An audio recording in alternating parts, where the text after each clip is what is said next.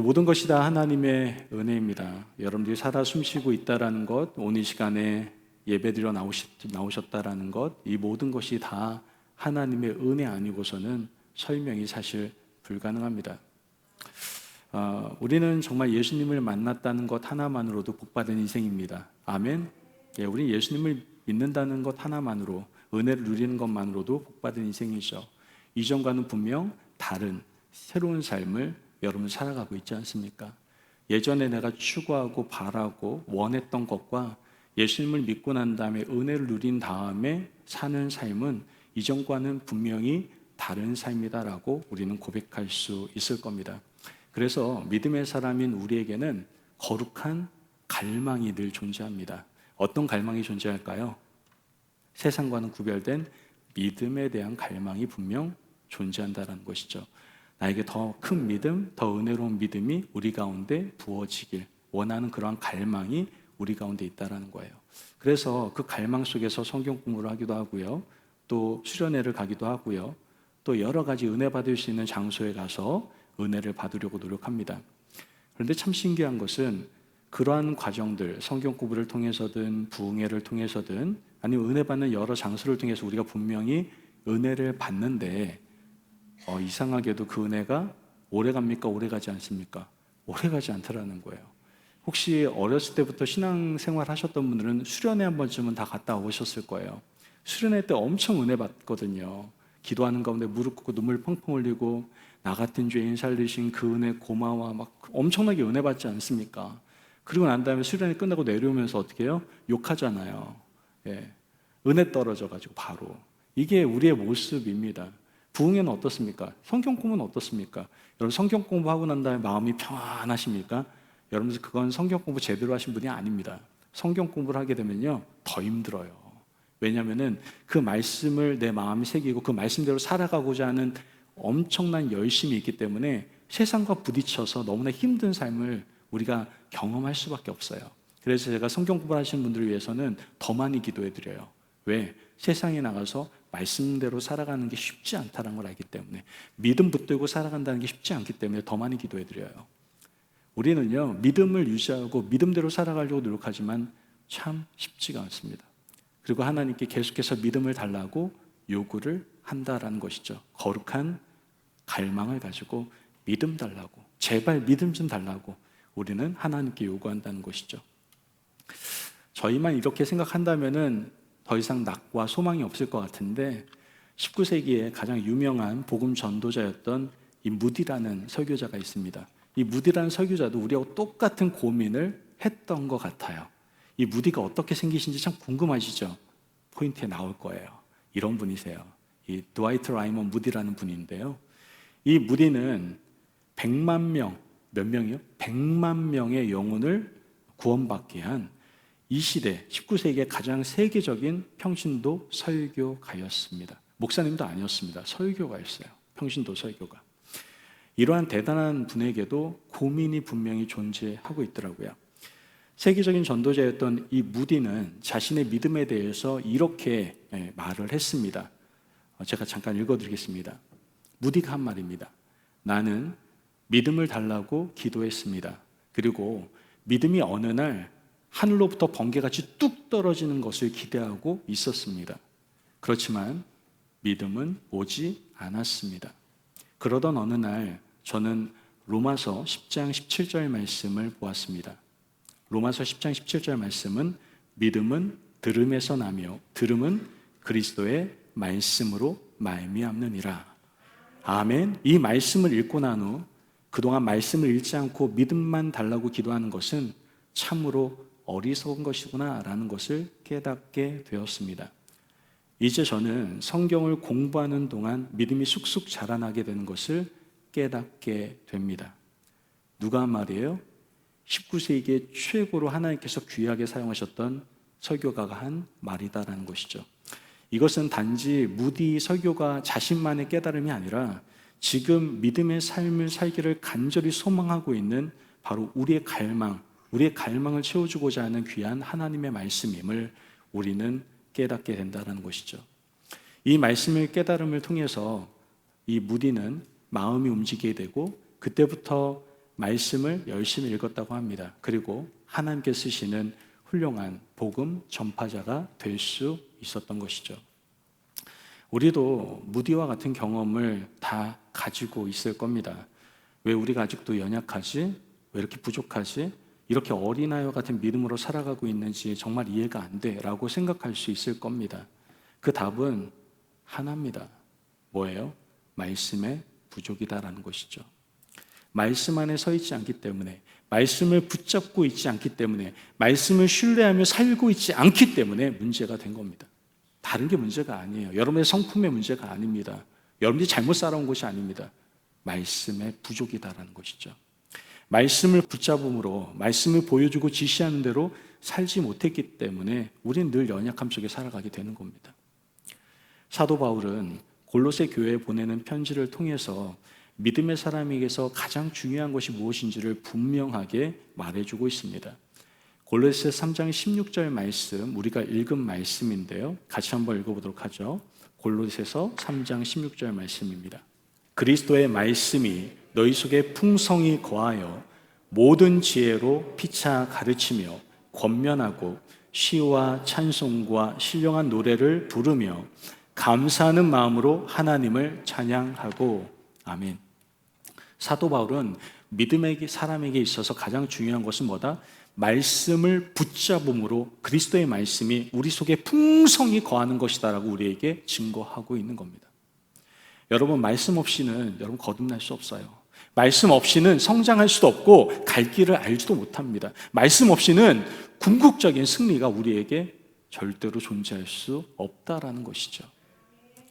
그렇다면 오늘 이 시간에 믿음의 사람이 우리가 왜 말씀을 붙들고 살아야 하는지 그 이유에 대해서 좀 더 구체적으로 함께 나누는 시간을 가져보도록 하겠습니다.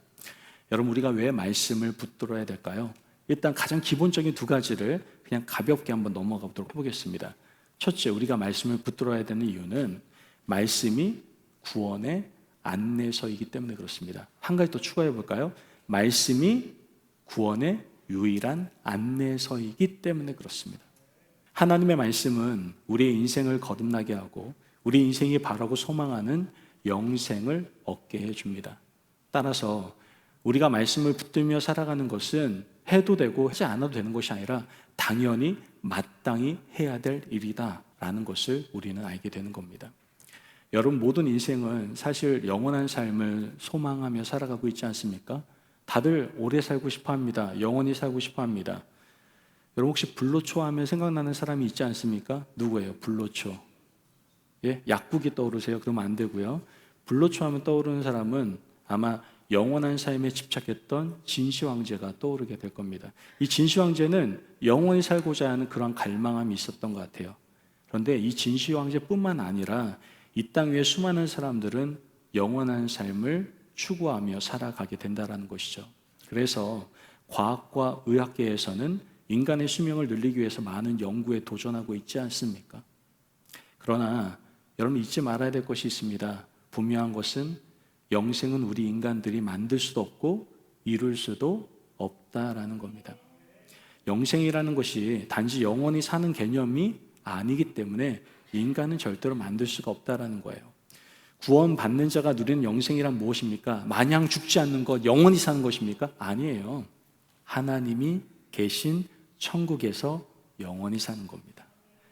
가장 중요한 전제가 빠지면 안 돼요. 그냥 영원히 사는 것은 우리에게 아무런 의미 없어요. 아마 고통 가운데 있고 힘든 삶을 살아가는 분들은 이렇게 생각할 수 있어요. 아휴, 이렇게 사느니 빨리 죽었으면 좋겠다. 이런 분들도 있잖아요. 앞에 전제, 하나님이 계신 천국에서 영원히 사는 것이 영생이기 때문에 우리에겐 큰 의미가 있다라는 것이죠. 이 영생은 오직 예수 그리스도를 통해서 많이 얻어지는 것이고 이것을 가르쳐 주는 것이 무엇이다? 바로 하나님의 말씀이다라는 겁니다. 사도 요한은 요한복음 20장 31절 말씀을 통해서 요한복음을 마무리하면서 결정적으로 얘기하는 말씀이 바로 이 말씀입니다. 31절 말씀 같이 읽어볼까요? 오직 이것을 기록함은 너희로 예수께서 하나님의 아들 그리스도이심을 믿게 하려 함이요 또 너희로 믿고 그 이름을 힘입어 생명을 얻게 하려 함이니라. 아멘. 지금 뭐라고 얘기하는 거예요? 영생에 이르는 길이 어디에 있어요? 말씀 속에 있고 이 말씀 속에 구원을 얻게 하는 능력이 있다라고 사도 요한은 이 요한복음을 마무리하면서 믿음의 사람들에게 알려주고 있는 겁니다. 사도 바울은 로마서 1장 16절 말씀을 통해서 이렇게 또한 얘기를 합니다. 같이 한번 읽어볼까요? 내가 복음을 부끄러워하지 아니하노니 이 복음은 모든 믿는 자에게 구원을 주시는 하나님의 능력이 됨이라. 먼저는 유대인에게요 그리고 헬라인에게로다. 아멘. 사도 바울은 담대하게 복음, 즉 말씀은 모든 사람에게 구원을 주시는 뭐라고요? 하나님의 능력이라고 우리에게 증거를 해줍니다. 그러므로 여러분 구원의 유일한 안내서는 뭐밖에 없어요? 말씀밖에 없습니다.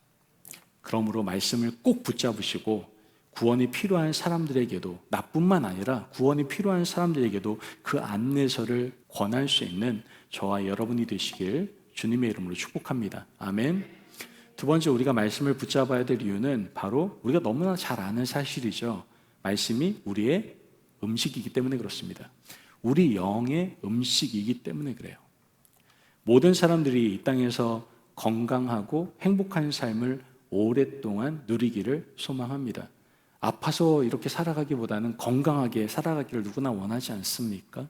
그래서 생명과 건강을 위해서라고 한다면 수단과 방법을 가리지 않고 최선을 다해서 노력하는 모습을 보이게 되는 것이죠. 그래서 위험한 거라고 하더라도 지저분한 거라고 하더라도 몸에 좋다고 한다면 그것을 다 잡아먹는 것이 누구예요? 인간이잖아요. 전 세상에서 귀신이 무섭지 않아요. 인간이 무서워요. 예, 뭐든 잡아먹더라고요.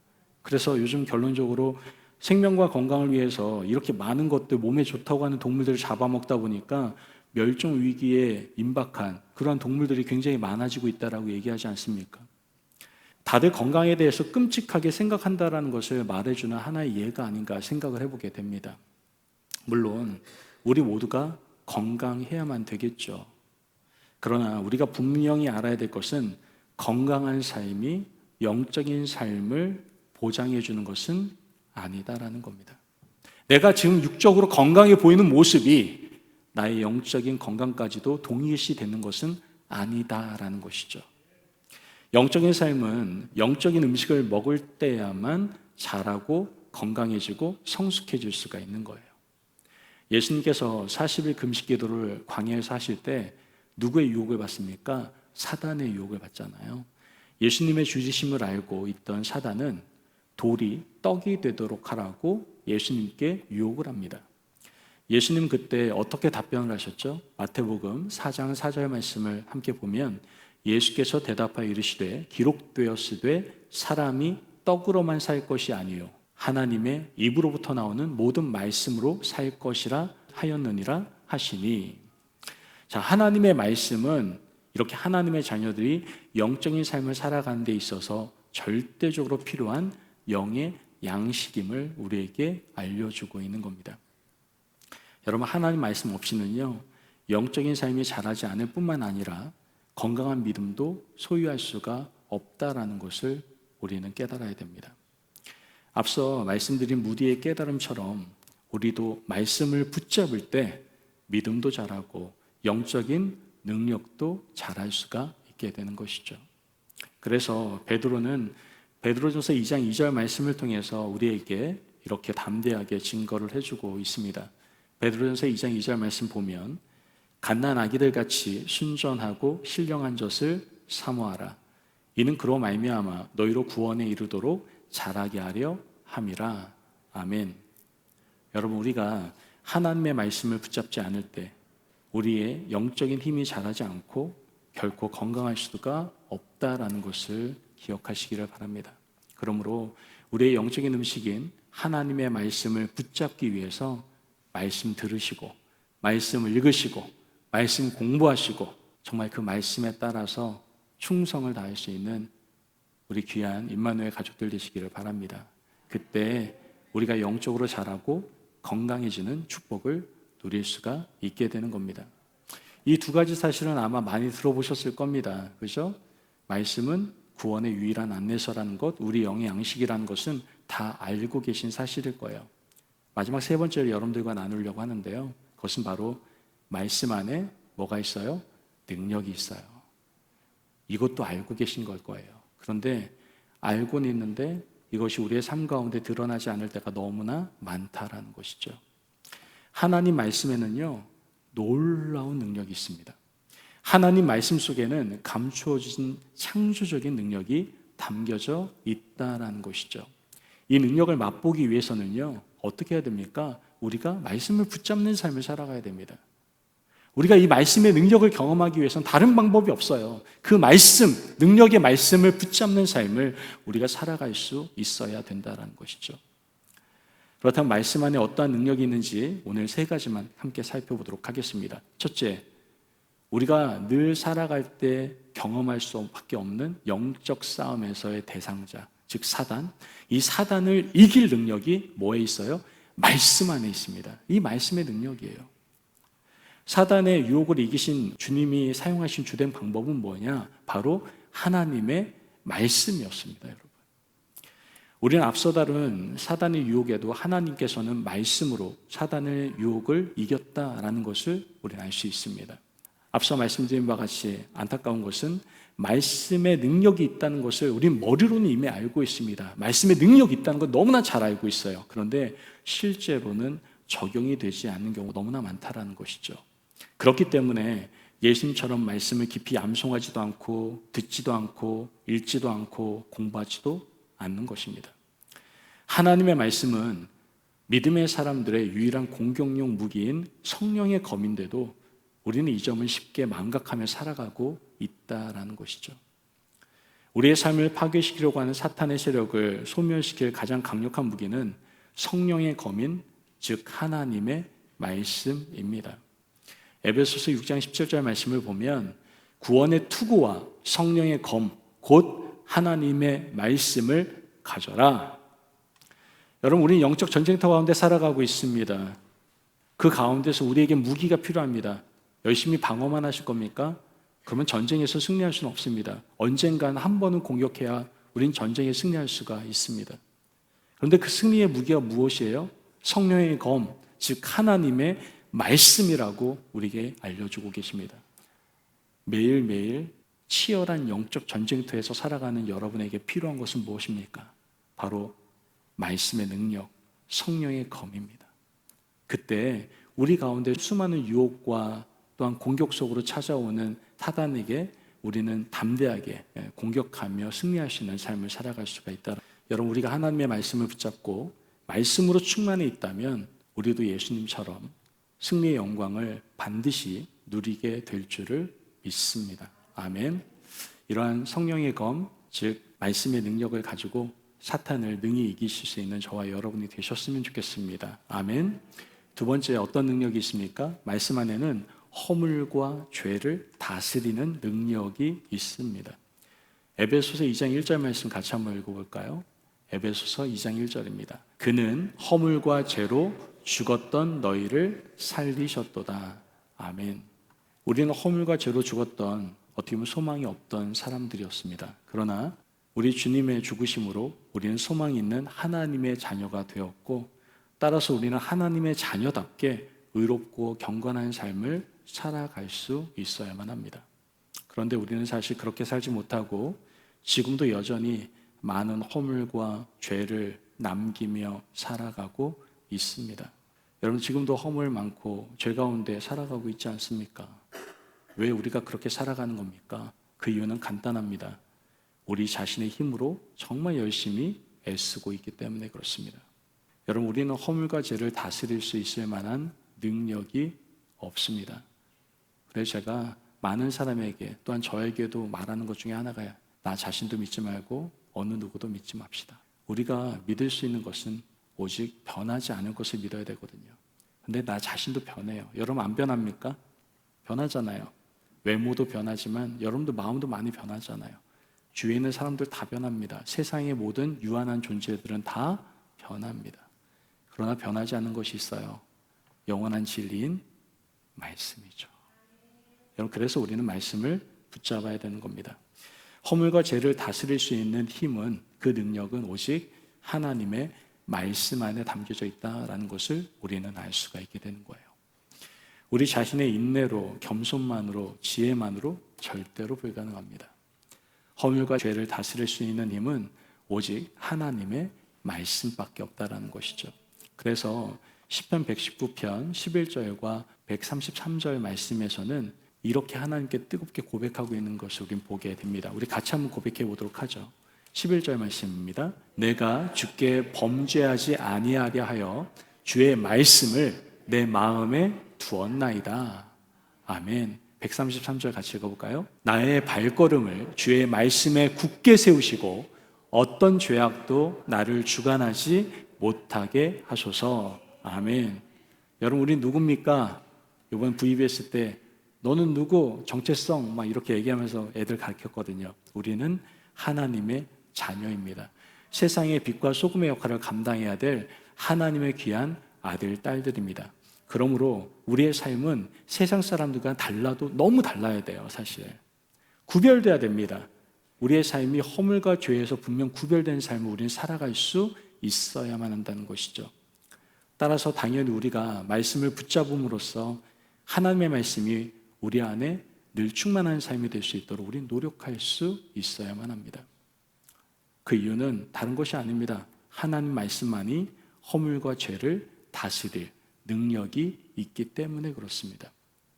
여러분, 우리 안에 생각해 보면 선한 것이 아무것도 없어요. 내 마음이 강하고 또 내 생각이 악할 때가 너무나도 많다는 것이죠. 모든 것이 우리의 기준이 될 때 허물과 죄의 울타리 가운데서 우린 벗어날래야 벗어날 수가 없습니다. 그러나 우리가 하나님 말씀 안에 오직 하나님 말씀을 붙잡음으로 그 안에 있다라고 한다면 허물과 죄를 다스릴 수 있는 능력이 우리 가운데 임하게 됩니다. 그러므로 부탁드리기는 여러분 하나님의 말씀을 붙잡으시고 우리의 허물과 죄를 잘 다스려서 하나님 자녀답게 삶을 살아가실 수 있는 저와 여러분이 되시길 간절히 바랍니다. 아멘. 마지막으로 어떠한 능력이 있습니까? 바로 복된 길로 인도하는 능력이 이 말씀 안에 있습니다. 여러분, 우리 인생 앞에는요, 여러 가지 길이 있는 것 같지만 여러 가지 길이 있지 않습니다. 크게 두 가지 길밖에 없어요. 한 길은 하나님의 인도하심을 받아 복된 길을 가는 것이고 또 다른 길은 사단의 인도함을 받아 멸망으로 가는 길입니다. 이 두 가지 길 외에는 크게 다른 길이 없습니다. 중간 없습니다, 여러분. 천주교에서 말하는 연옥, 죄송합니다. 없습니다. 그런 게 어디 있습니까? 그런데 우리 인간은요, 아무리 지혜가 뛰어나다 하더라도 스스로 이 두 가지 길을 분별할 수 있는 능력이 부족하다는 것이죠. 분별할 수 없기 때문에 당연히 제대로 걸어갈 수도 없고요.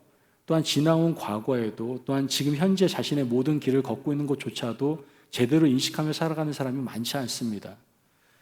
오직 믿음의 사람, 즉 하나님의 자녀들만이 이 구원의 복된 길을 걸어갈 수가 있게 된다라는 것이죠. 여러분, 우리가 하나님의 자녀라는 것은 다른 것이 아닙니다. 절망 속에 살아갈 수밖에 없었던 우리가 구원받게 되고 복된 길로 인도받게 된 존재임을 우리에게 분명히 알려주는 것입니다. 뿐만 아니라 하나님의 인도하심을 받는 복된 길을 걷도록 인도하는 하나님의 말씀을 소유한 사람이 누구다? 하나님의 자녀라는 것을 우리에게 알려주고 있다라는 거예요. 여러분, 하나님의 말씀은 모두나 우리를 어떤 길로 인도할까요? 생명의 길, 평강의 길, 복된 길로 인도하는 능력이 분명히 있습니다.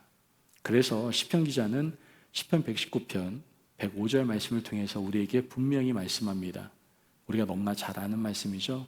주의 말씀은 내 발의 등이요 내 길의 빛이니이다. 아멘. 그렇기 때문에 우리는 하나님의 말씀을 붙잡아야 되는 거예요. 말씀을 붙잡고 살아갈 때 그곳에서 복된 길을 만날 수가 있기 때문에 그렇습니다. 우리가 잘 알고 있는 고아의 아버지라고 불리우는 분이 계십니다. 기도의 아버지라고도 불리우기도 하는데요.